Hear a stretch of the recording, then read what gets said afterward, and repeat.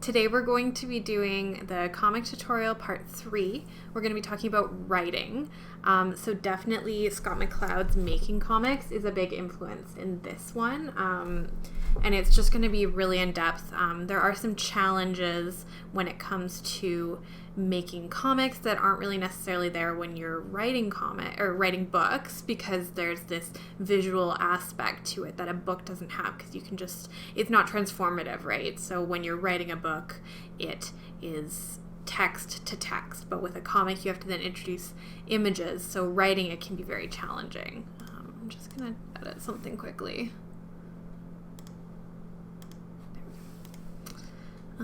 Okay, so we are just gonna dive right in. So again, we're using Scott McCloud's Understanding Comics and then Making Comics as references. And we're going to talk about, I don't think he calls them pillars, but I was like, I'll just call them pillars. Pillars of clarity. So it's your choice of moment, frame, image, word, and flow.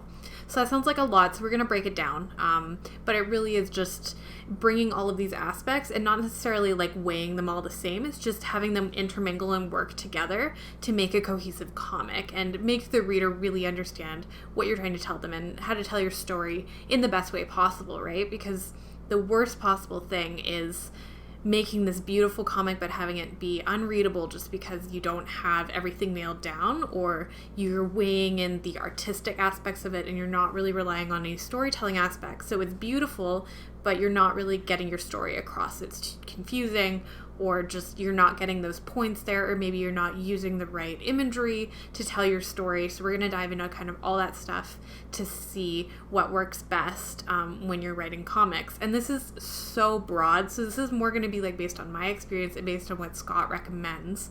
But this is completely like, I'm going to show you the rules and then we're going to break them. That's really how you make stuff happen, right? Is just by breaking the rules, but you got to know them before you can break them. So we're going to dive right into these steps. So this is, I don't write books, so I don't really know much, but this is sort of the idea of like, you make an outline and you make a draft and then you have a book and you have edits and all that stuff in there, right? But there's no change.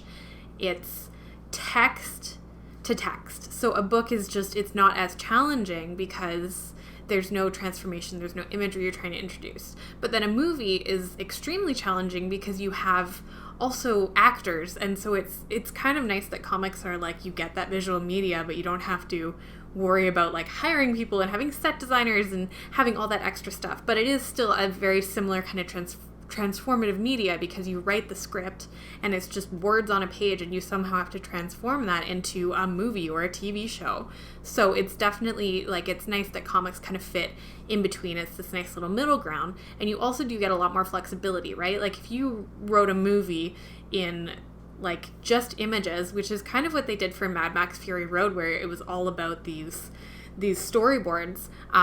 People, if you don't have a career, people are just gonna be like, what are you doing? We want a script, like, come on. But with a comic, you can be a lot more flexible, and people will kind of get what you're talking about when you're sort of beginning it too, right? Like, it's a little easier to tell your story kind of in multiple ways, right? Like, in my writing comics class, we had to write a script. So that was nice that it kind of forced me, because I used to just write as I went. And that's great when you're doing 4-panel comics or a very short series, but when you're doing a book, it's definitely challenging to write as you go. You write yourself into plot holes.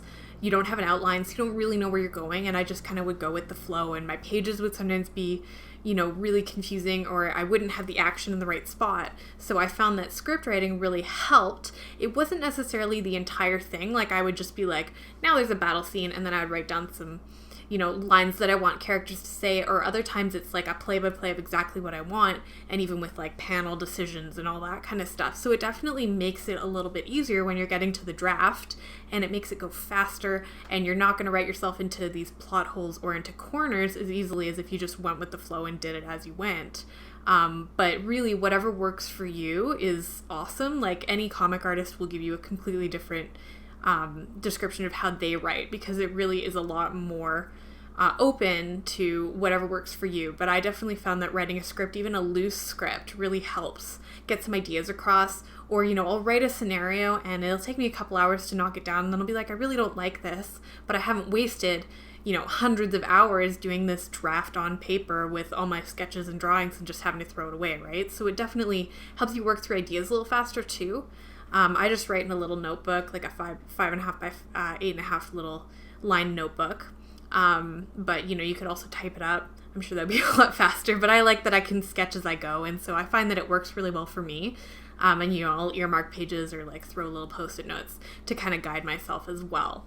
So this is kind of more an idea of like steps to writing for a comic. So this is what kind of a more rigid way to write it. So you would do your outline, you do your script, you do a storyboard, a draft, line work, text, shading, and then you have your final book. So this is very regimented, but definitely if you want to like really nail it down, this is a good way to just even try and see if it works for you, and then you can cut out different stuff. Like if you can go from the script to the draft really well and you don't need a storyboard, then absolutely. But sometimes it's nice, especially like if you want to write a comic but not necessarily illustrate it.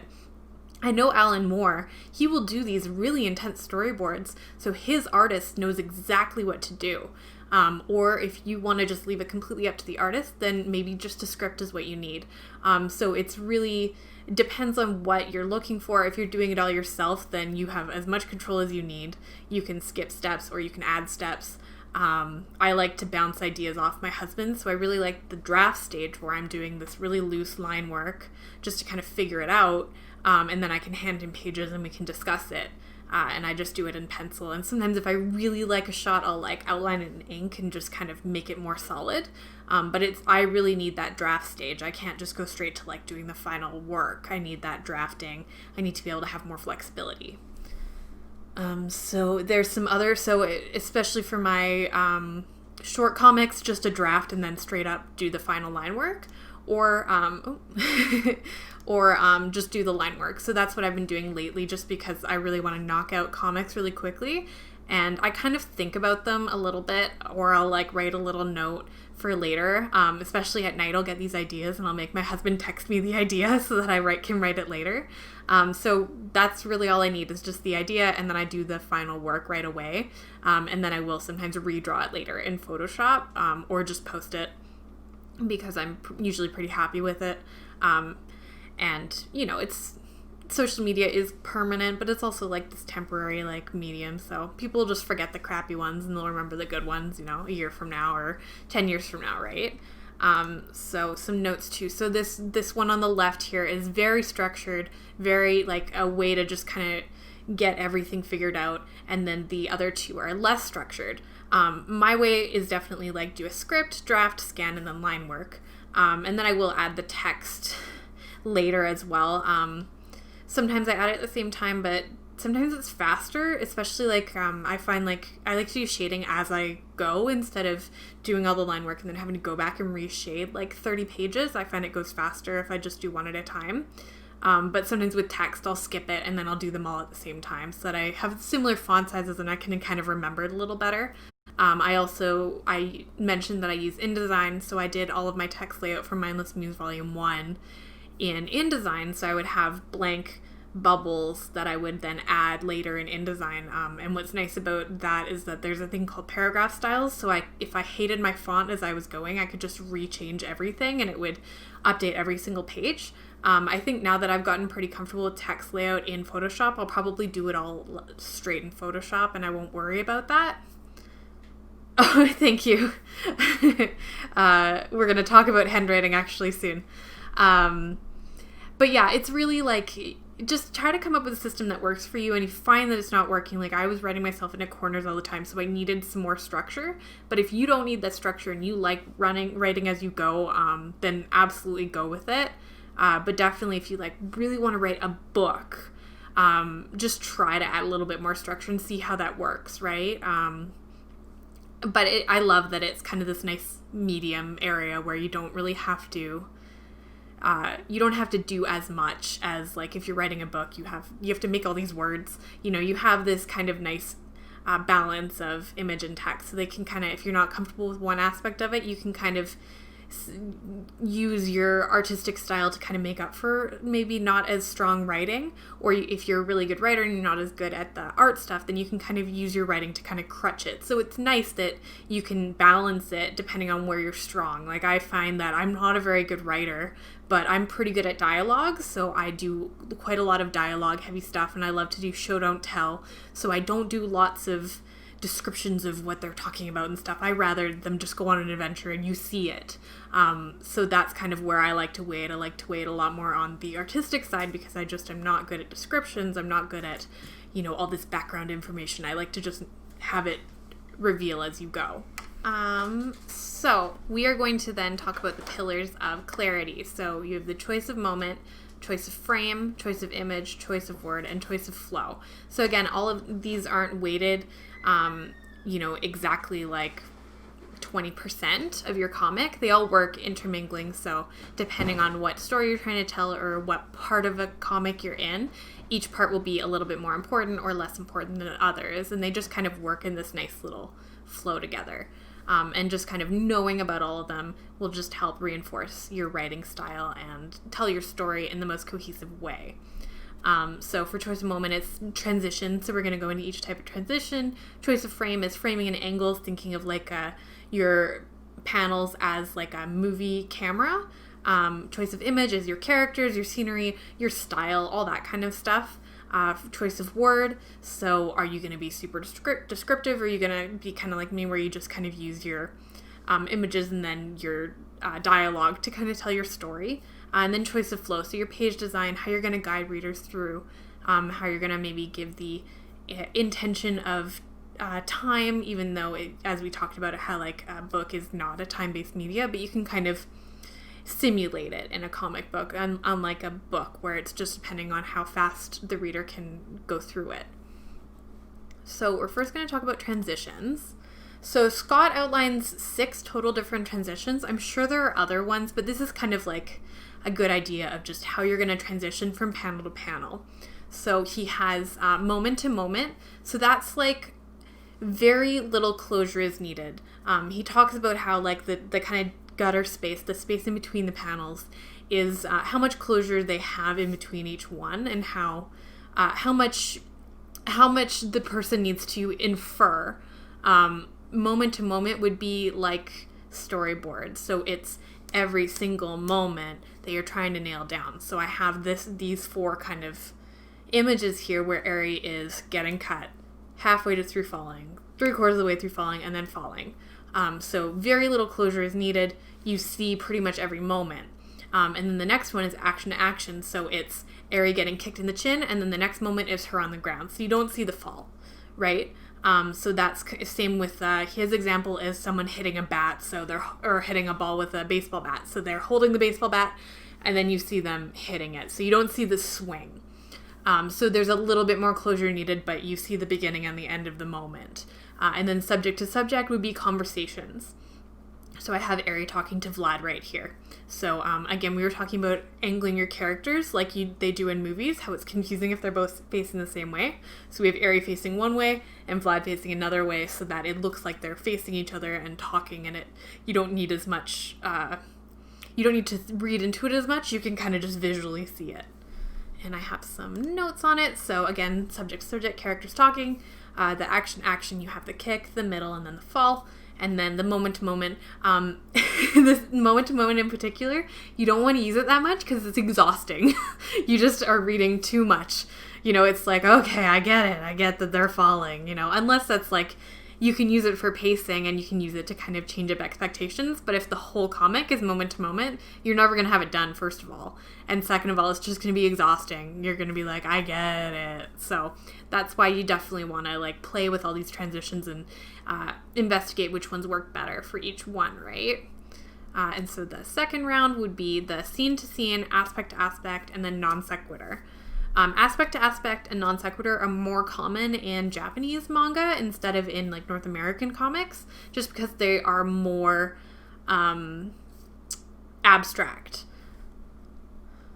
So the notes, scene to scene would be a location or a span of time. So we have them here in like a field running, and then the next panel is their apartment. So that is different locations, and same with the span of time. So you could do like a montage of someone aging. So that would also be a scene to scene transition. So depending on how you do it, there can actually be a lot of closure needed between each one, and a lot of information that is missing if you do a lot of these transitions. So definitely keep that in mind too. Like if you are doing a lot of, if you're doing a lot of different time periods or something, that it can get confusing for the reader. So trying to think of ways to then help the viewer identify what time period they're in or what kind of storyline they're seeing. If you've seen, we won't talk about the problematic aspects of 13 Reasons Why, but the first season, they have Clay has a cut on his forehead when he's in the present, and then in the past he doesn't. And I believe the tone of the visuals is also a different like color palette as well. So that's a good way to then show your viewers that they're in a different time period or seeing a different kind of plot line. And so the aspect to aspect, the only example I had of this is from a quite old ink comic I did. So sorry for the crappy quality, but it's the wandering eye. So it's like a moment frozen in time. You're just seeing you're seeing all the aspects of it, right? It's kind of setting the scene, setting the mood. But there's no time passing. It's kind of like frozen. And then non sequitur would be not connected at all. So this example is like a girl breaking up with someone, and then the next is a cat hissing. So just completely unrelated to each other.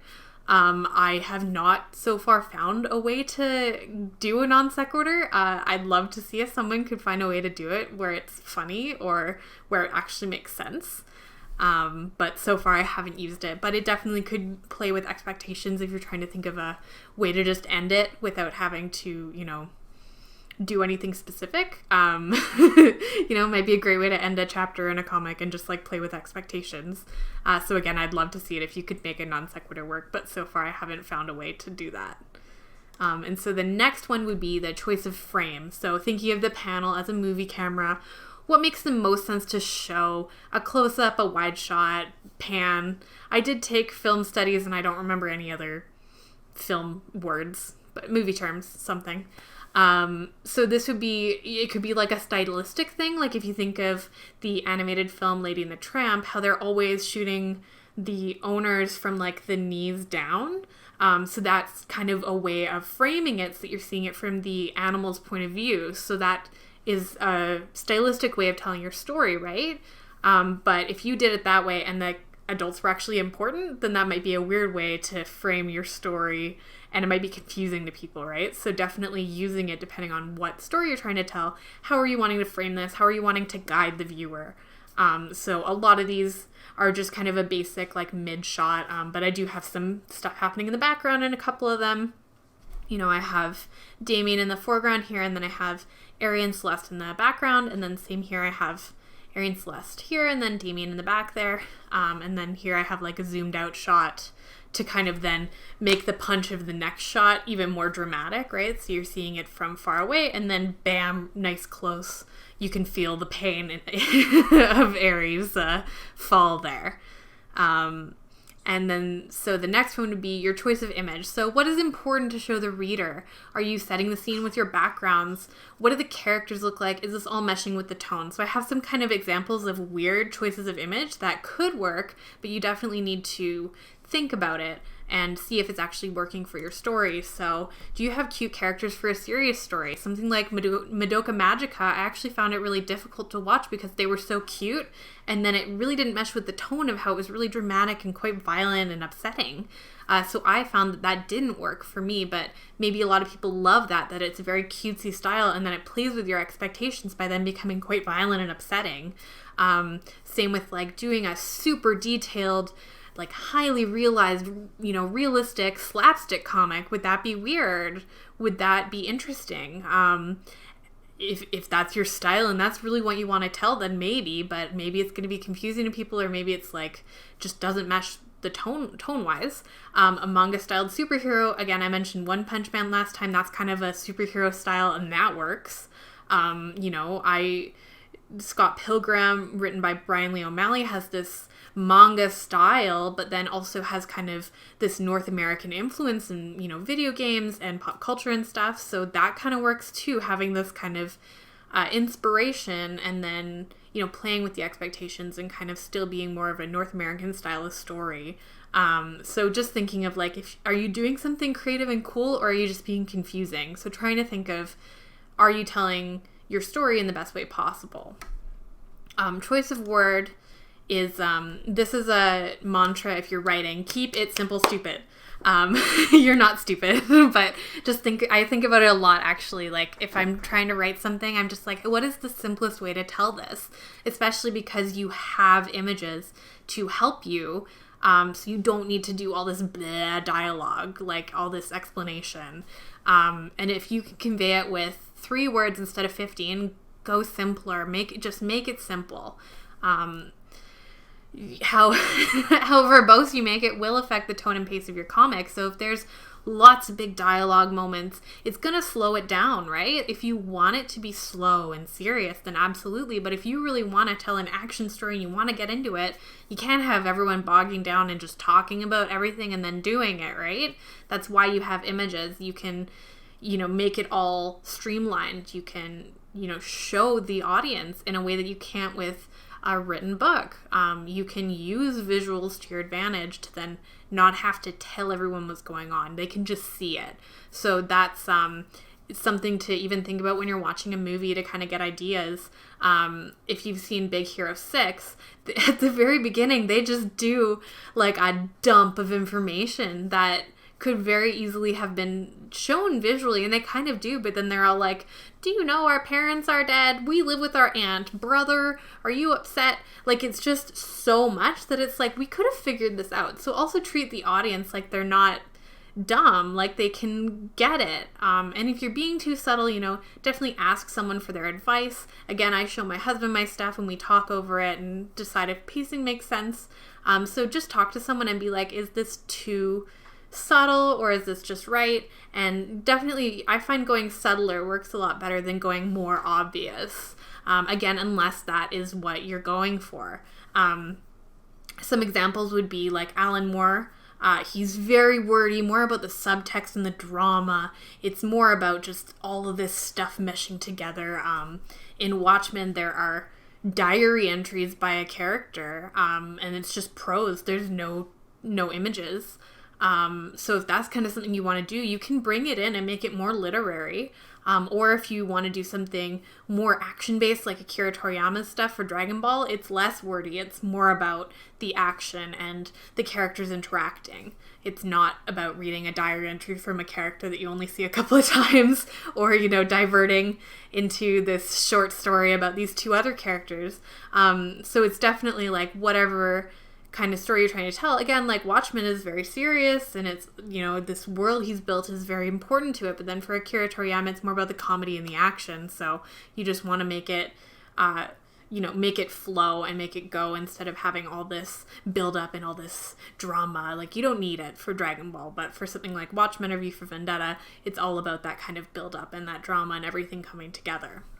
And then your choice of flow, this is probably the one that is the most intuitive if you kind of get it, but also the most difficult if you're trying to do something beyond a 4-panel comic. You're trying to guide the readers so that they aren't getting stuck or reading panels out of order, and it's a constant battle trying to make sure that you're getting this kind of artistic style that you want, and then also trying to make it cohesive. And in the first episode, I talked about how Sailor Moon is hard to read because it's this beautiful pages, but sometimes you don't really know where to go, right? So it's finding that balance of treating the page like this piece of artwork, because it is, and comics are beautiful, but also trying to make it readable. And so I started out a little bit more loose, but I've brought in panels a little bit more, and I'm trying to give it a little bit more structure, because I do find that it gets confusing, especially in action sequences, if you're kind of treating the page as this beautiful piece of artwork, but each moment is actually really important. So you definitely want to play around with how you're flowing this, how you're guiding the reader, and just how you're telling your story, if it is going to make sense. So I have these kind of arrows showing my intention of guiding. Whether or not it works, I find that it tends to be okay. A couple of little tricks, like in this one, how I have these two panels here, and then I've made the bottom panel a little bigger so that you're kind of forced to go this way and then back. So sometimes if you have like a 4 panel and then you have a bottom one, people might skip the 3rd panel and go straight to 4 and then to the bottom. So they might just miss it because they're all kind of lined up.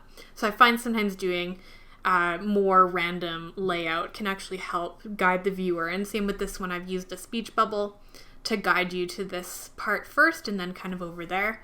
And then same here, I have a speech bubble right here to kind of pull you over here. So even if you've studied any kind of art, this is something they talk about too with paintings. Like, you don't want like a hot spot in the middle and nothing happening around the outside. You want to guide the viewer too. So it's definitely, you can translate these skills from other stuff that you've done in the past, especially if you have studied any artwork, that it is a similar applicable skill.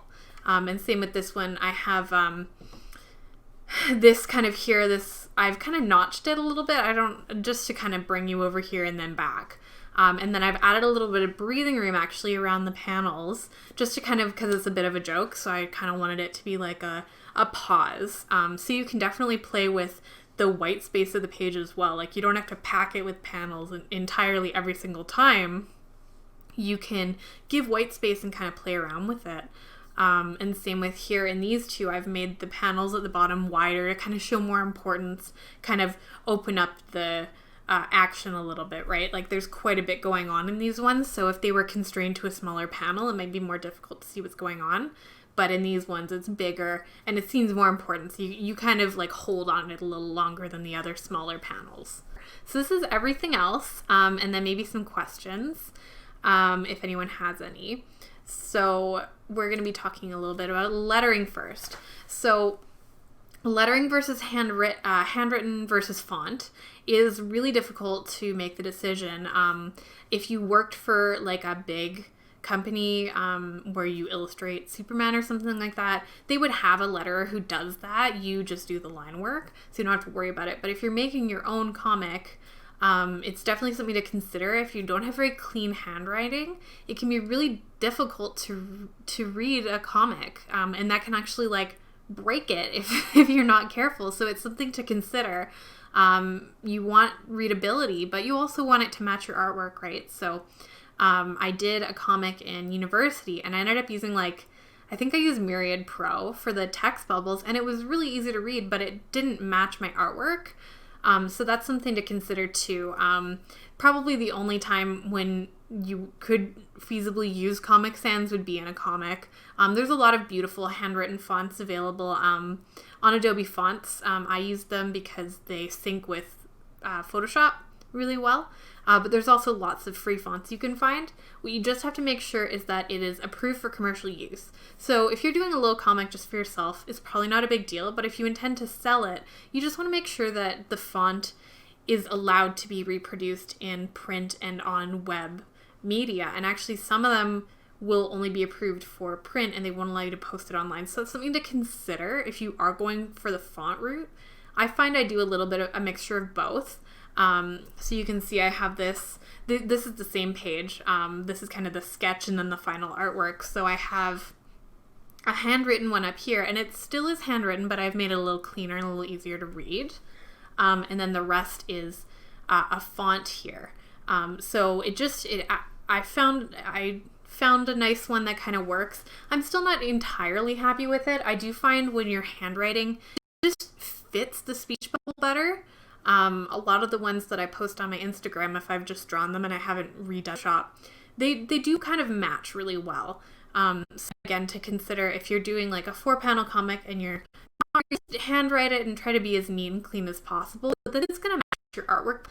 So that's kind of the bonus of it, right? But if you're doing a big book and you really need people to understand what's going on, and the speech bubbles are really important for continuity and just being able to tell your story, then maybe consider using a font or, doing a blend of the two.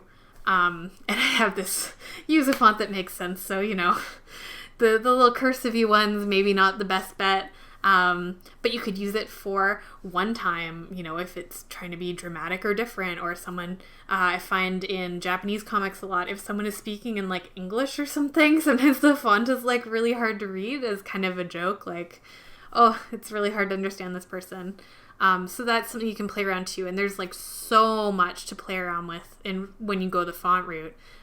So I definitely like, using my own writing, my own handwriting as an accent, or for stuff where it would be really difficult to find a font, or again, to like match the speech bubble, right? This awoo fits really nicely, and finding a font and having to like adjust each one to kind of, each letter to kind of fit, it just wouldn't mesh very well, and then you'd have different sizes. So it depends on how much trouble it's worth, right? So I found it easier just to write that in. And hands. I'm not the best at hands, unfortunately. Hands and eyes are the big ones that people talk about. I'm not going to talk about eyes because I'm really bad at eyes. But for hands, you just gotta practice. A lot of people will do, the drawings of the characters with their hands behind the back so that you don't have to see them. But just practice drawing them. You don't have to be perfect. And I definitely recommend confidence over perfection. So if you do a lot of practice, I have so many drawings of my left hand where I would just do the details and follow. And if you kind of know the musculature of a hand, it makes it easier to draw it. Even if you're going to make a really simplified version of it, just knowing like how many bones are in each finger, kind of like how it's built. So you have the thumb, it sticks out differently, and there's like the muscles here. So you can see, like, even in my really basic drawings, I do at least have that muscle there. And then there's the smaller one here as well that you can play around with. And I like to accentuate the wrist too. So just the little two knobs right there to do the wrist. But then you can see the little tiny hand is also kind of cute too. And just that kind of sketchy, nervous style versus the confident style. Like, you can tell it's a hand. It's not a great hand, but I was confident when I drew it. So it's, you don't have to be perfect. Just keep practicing and force yourself to draw the hands. I find I'm still going, when I'm drawing a character, I'll like hold my hand up and be like, oh yeah, okay, that's facing the right way. Like, I find sometimes I make the thumbs face the wrong way. So definitely, play around and just keep drawing your non-dominant hand. Background is tricky. So they can add depth, but don't let them steal the show. So a big thing when I started doing digital art is that my backgrounds became like really colorful and really engaged, and they kind of just eat your artwork. So be careful, unless that is your style. But generally you want people to focus on the characters and the action going on. You don't want them to be like, wow, those backgrounds. So it's all about, making them work. So this first one is, this was a short story I wrote in my writing comics class where I built a house for stuffed animals out of a box. So it was like a 2-layer house made out of cardboard. So I photographed the cardboard at multiple angles, and then I used those images for the backgrounds, and I edited them in Photoshop to kind of help with the, to match it. And then I colored my characters to try and also have that similar style. So that's probably the most involved I've been in my backgrounds. Generally, I kind of am like half there, half not for my backgrounds. You can see that more in this Mindless Muse one, how, you can see the bed here and you can see little accents of the pillow there, but there's a lot of, kind of talking going on, so I wanted that to be the forefront, so I've just kind of done effects instead. So you can definitely use effects to just bring the focus back to your characters and also fill up the page a little bit more without it just being like too busy.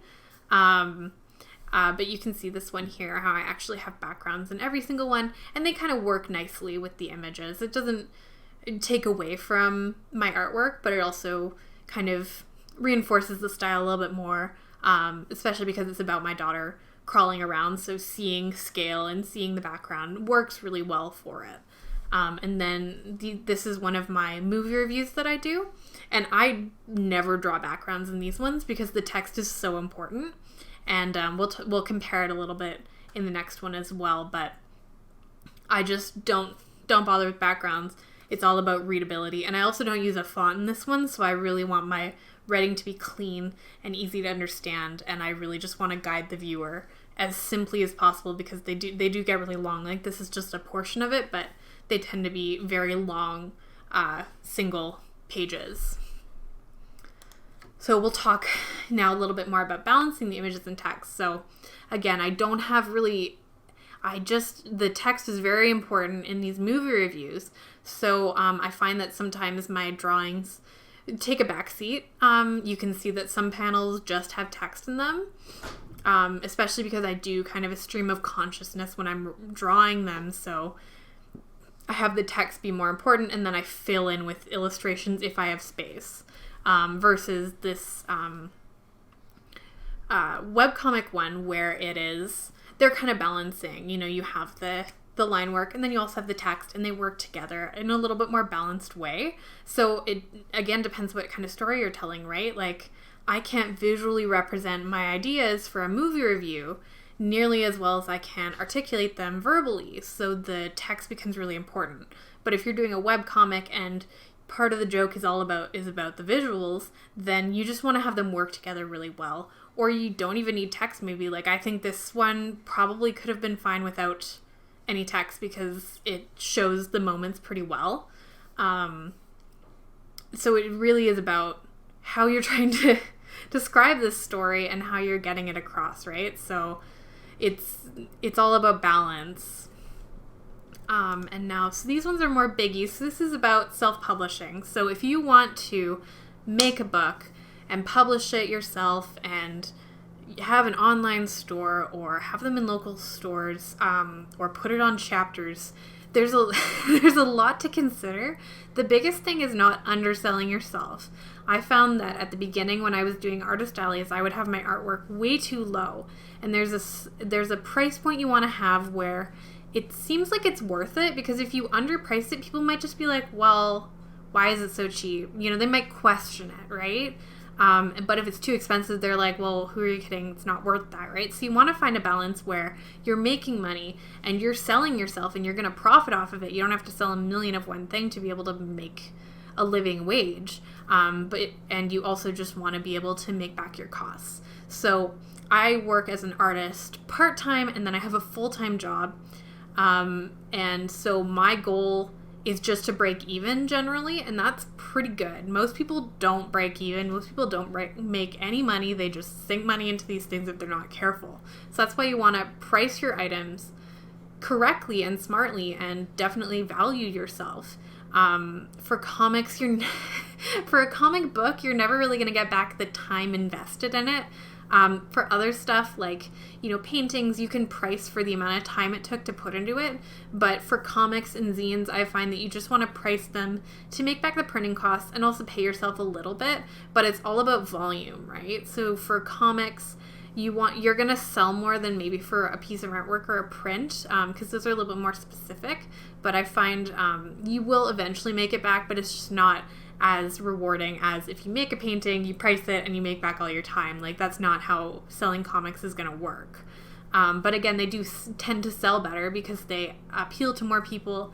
When someone's buying a piece of artwork, they want to display it, right? But for a comic book, they want to read it and enjoy it. So it's just a different market.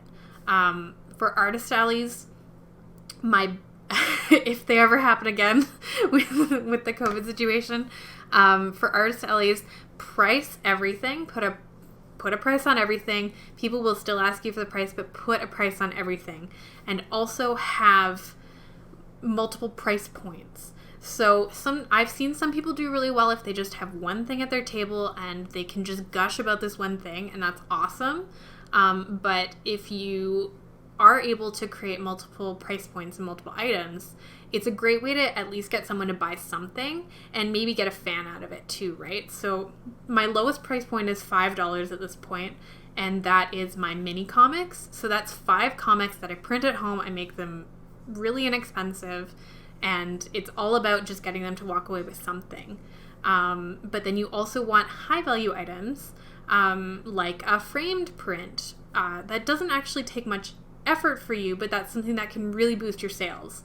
My first kind of big artist alley I did in Kelowna at Kelowna Fan Experience in I think it was 2016, I had some foam core prints, and I didn't even think I was going to sell one, but one guy was really into it, and that was most of my sales for the day. And sometimes it's a really easy sale. So it's all about having kind of this broad variety of stuff. And same with comics, like they kind of sit in the middle range. So my comics start at $10, and then Mindless Muse, because it's bound and it's more time consuming and more expensive to print, I have that one listed as $20. So those are I've also kind of experimented looking at other people's comics. So the mini comics, I found that some people do sell for that, but some people will sell a set like that for maybe $12, depending on how they print it, how they package it. So it's really about valuing yourself and then also valuing your items. So for me, I did have to up my prices recently, partially because of COVID, but also because I was kind of undervaluing them. And it just helps pay back the table costs and the insurance costs by having them upped a little bit. I still think they're pretty reasonable. I've seen stuff sell for more, and I've bought stuff for more. So it's, again, just about valuing yourself and trying to think about your time commitment, your money commitment, and other things too, right? Like if you sell on Etsy, there are Etsy fees, so you want to price it, to account for those. And I tend to sell at artist alleys for the same price as I would on Etsy, because if you're at an artist alley, yes, you get all your income, like no one's taking away a percentage generally, but you have a table fee or you have to pay insurance. The most expensive one I did, which I will never do again, was a 4-day expo in Calgary, and there was no way to make the money back. But if you can experiment, again, that's why I love that I have a full-time job and then I can do this part-time.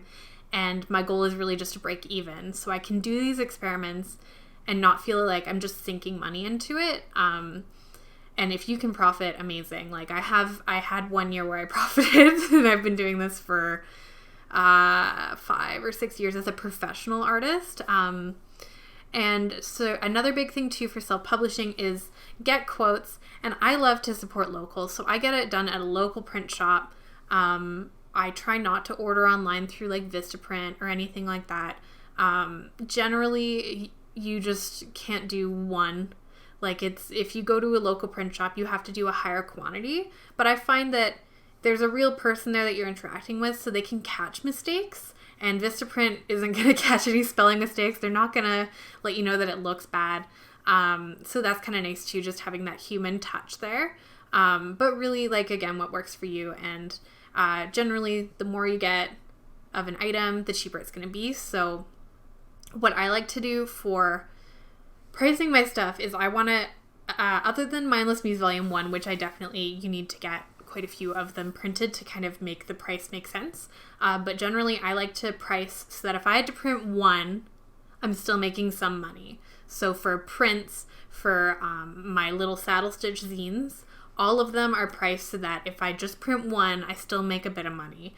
It's not a great profit margin, but it's something. So that's something to consider too. You don't want to make it so that you have to get 100 of an item to even consider breaking even or making any money at it. You want to be able to sell one and make some money. Maybe not pay for the 100, but you want to be able to pay back for that one so that you're not just losing money, especially if you're not selling as many as you were expecting.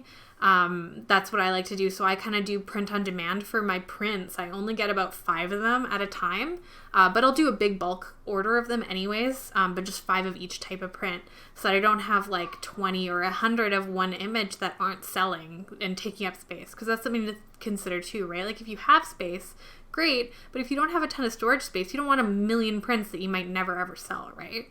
So that's why you want to price depending. And that's what I love about Etsy too, is that there is that delay of time, so I have time to get stuff printed if someone has ordered something that I've run out of stock of, or to prepare for a show to reprint a couple of each thing. You can still do that, and just kind of think about what you're gearing it towards as well, right? Like in the Kootenays here, my comics are not received as well as like at a convention or somewhere that's a little bit more of a city, area. So like at Kelowna Fan Experience, people are really into anime. There is that culture there, but then around here, it's not necessarily as focused on that. So I tend to sell more of my original artwork locally here, more of my art drawings or my art prints, and then more of my movie parodies, because they're not necessarily geared towards people who are interested in Japanese culture or anime. They're a little bit more broad. If you like cats and if you like that movie, then it's for you kind of thing.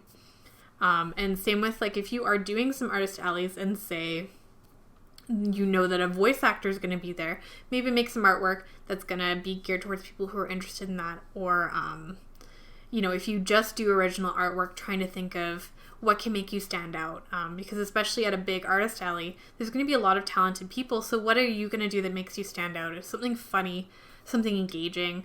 And really the biggest thing, honestly, that I've found too is just standing up and saying hi to people. You really want to sell yourself too as the artist. And even if you don't actually sell something, people will remember you. Give out your business cards like candy. Just give them out. I've seen so many people who are like, my business cards were really expensive, so please just take a photo of it. And unfortunately, it's so much harder to remember to go follow that person, because now you have this photo on your phone and you maybe took a ton of photos because you were at a convention and there's a ton of cosplayers that just filled up your attention instead. So definitely get cheap business cards printed and just hand them out like crazy. And I also package all my stuff that I send through Etsy with my Instagram, with all of my contact information, because the worst thing is selling some art and then them being like, oh, I'd love to get this again, but I have no idea who this person is. So again, selling yourself, having that information, and having, contact stuff for people to be able to reach out to you again. I find that those tend to be the bigger sales, is a repeat customer. I recently did a market before our whole lockdown, and someone was like, oh, I saw your stuff, and I had done a free event for them actually, and then they ended up dropping quite a bit of money for a couple of commissions for some framed artwork. So it was definitely that I had left that impression on them because they had been at another event and they wanted to support me and they were able to find me again. So definitely having yourself available, have these social media streams, and just hand out your contact information constantly. And then a little bit more is just about your career. So I've mentioned that my goal is to break even, and I generally do. And I may never be able to quit my day job, but I get to make my artwork, and, I can take long weekends to go to events, and that works for me right now. And I have the security of a job. A post I read recently was like, don't quit your day job until you can make 3 months of your regular income at your side hustle. And I loved that, because also if you can make 3 months of your regular income and just bank everything you make at your day job, then you have a 3-month buffer if you quit your job and you don't make any money.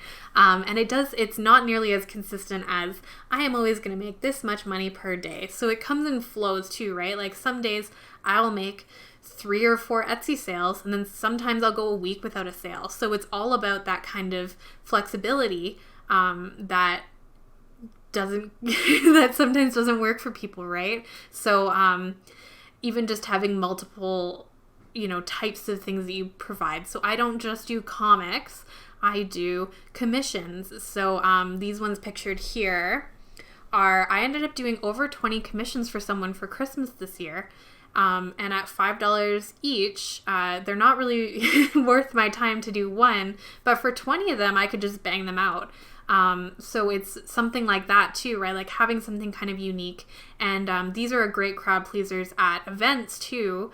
I did an event last year where I was doing portraits of people on the fly, and people loved it. And it's a great way to bring this kind of unique artwork home. So just having, different things and trying it out, right? Like I started doing these for $1 each, and then I was like, well, that's not even paying for the cost of the paper. So I found the $5 range worked really well for me, because expectations are still low, because I'm not amazing at drawing on the fly.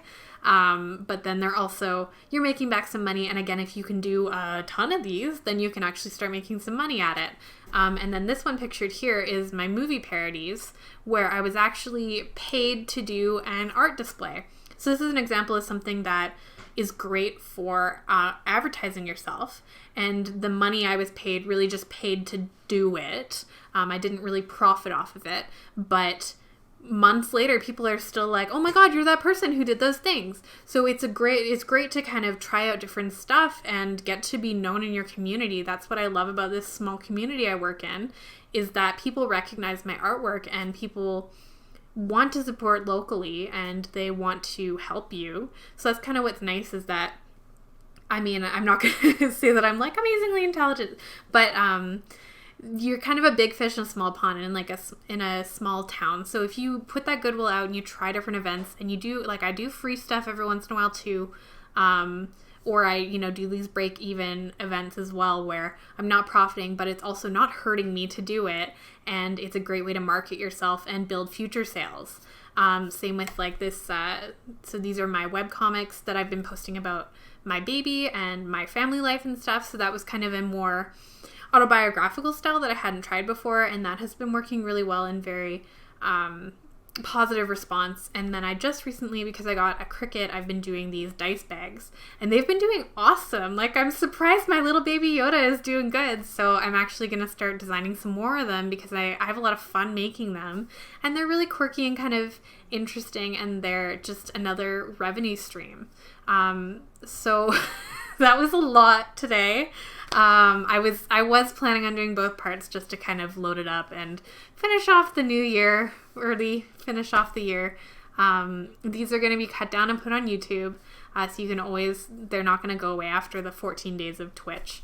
But I really appreciated, being watched, and I hope that I will get more viewers in the future, and I can maybe do some more, less structured things like just draw, or, do Q&As every once in a while. I'm very active on Instagram, so absolutely follow me on Instagram. You can see more of my cool stuff, and I hope 2021 brings us more joy than 2020 did, because I think everybody is over it. So thank you so much, and have a good day.